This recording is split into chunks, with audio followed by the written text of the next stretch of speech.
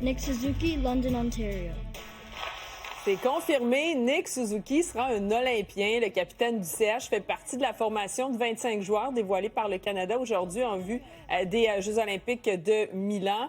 L'annonce s'est faite sur l'heure du midi à Minneapolis, où je rejoins mon collègue Nicolas Cloutier. Bonjour Nicolas. Bonjour, ça va bien? Et ça va très bien.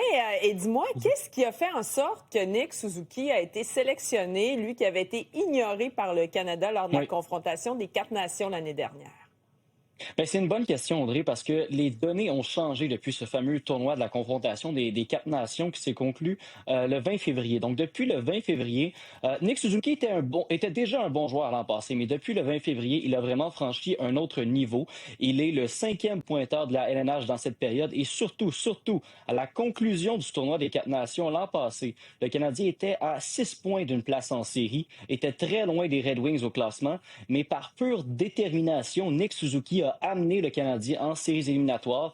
C'est un joueur qui gère très bien la pression, qui performe dans le marché exigeant qui est celui de Montréal et en tant que capitaine aussi. Et ça, le DG du Canada, Doug Armstrong, a beaucoup de respect pour ça. Il a dit, écoutez, jouer pour le Canada, c'est un niveau de pression. Jouer pour le Canadien, c'est un autre niveau de pression. Être capitaine pour le Canadien, ensuite, ça en a un autre encore niveau de pression.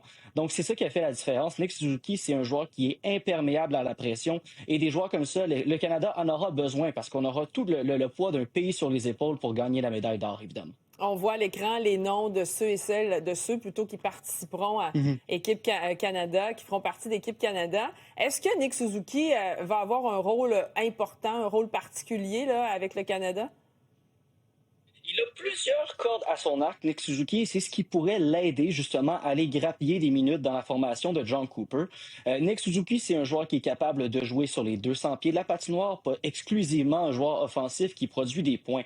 Il n'est pas utilisé régulièrement en infériorité numérique par le Canadien nécessairement, mais c'est un joueur qui est quand même capable de le faire. Si Martin Saint-Louis n'utilise pas Nick Suzuki constamment en cours d'un homme avec le Canadien, c'est parce qu'il lui donne déjà tellement de minutes. Le DG du Canada, Doug Armstrong, a d'ailleurs été élogié à son égard. Il a dit c'est un joueur qui est capable de tuer des punitions pour nous. C'est aussi un joueur qui, pour nous, est capable de jouer en avantage numérique et qui est très complet. Donc, il peut boucher beaucoup de trous, finalement, dans notre formation, Nick Suzuki. Et c'est une raison pour laquelle on pourrait le voir utilisé à toutes les sauces par l'entraîneur John Cooper. Et est-ce que le CH aura autant de représentants que l'an dernier avec l'équipe canadienne?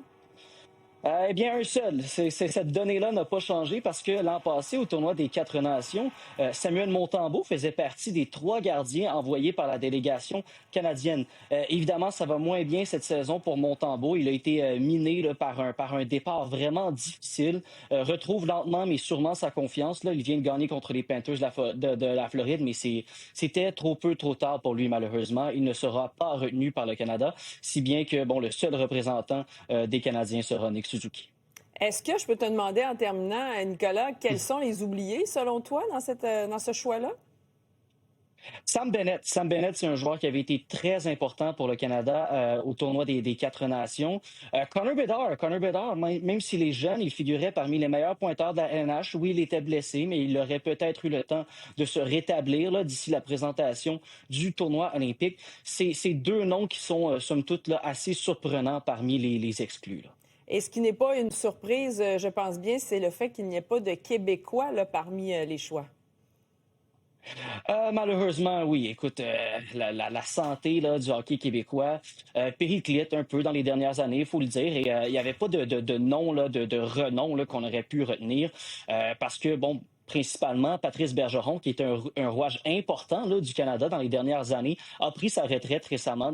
Donc, non, il n'y avait vraiment pas d'option à considérer de ce côté-là, malheureusement. Bien, merci beaucoup, Nicolas. Au plaisir. Merci. Bye. Au plaisir.